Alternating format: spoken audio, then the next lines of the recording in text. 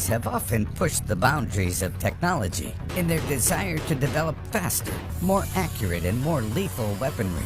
Yet the way we hurtle projectiles into targets has actually changed little since bows were supplanted by guns and cannons. Conventional projectile weapons largely all use pressure from ignited gunpowder or other chemicals to propel projectiles out of a barrel. But a new type of projectile weapon being developed could upend the use of traditional weaponry. Enter the Electromagnetic Railgun.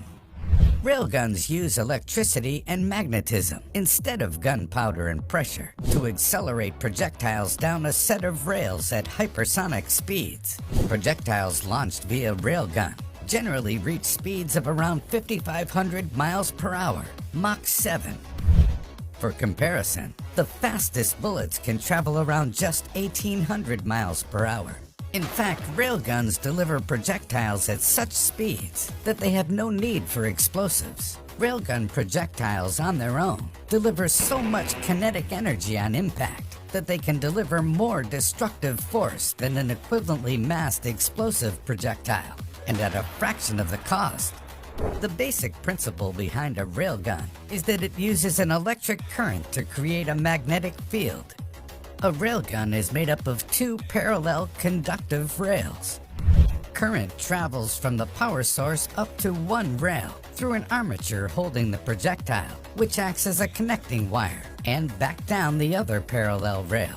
The more current that is pumped through the system, the more powerful the magnetic field, and the faster the projectile will go. Like a charged wire in an electric field, the projectile experiences a force known as the Lorentz force, which is directed perpendicularly to the magnetic field and to the direction of the current flowing across the armature. By directing the net magnetic field between the rails vertically, the projectile can be sent hurtling at stunning speeds.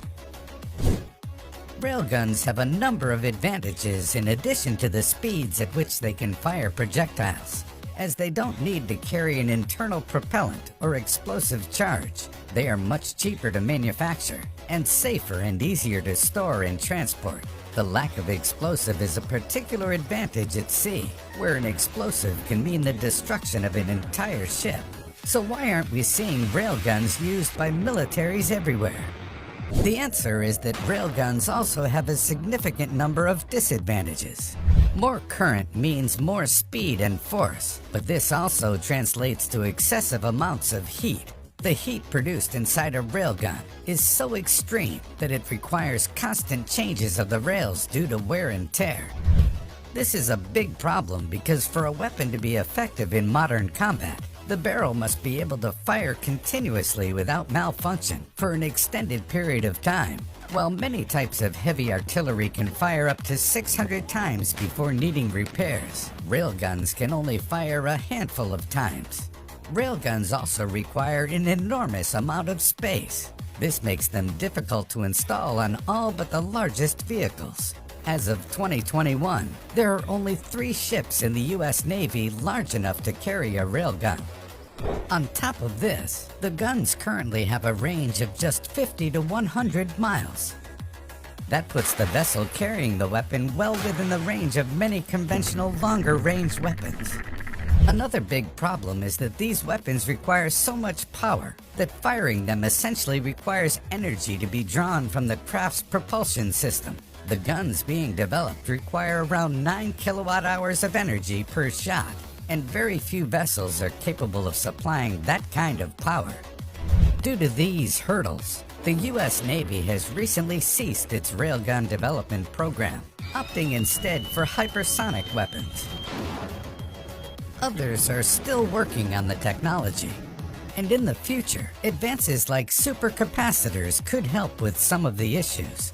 Railguns have also been proposed as a way to launch cargo into space. Who knows? In the future, we may see railguns given new and even non-lethal uses.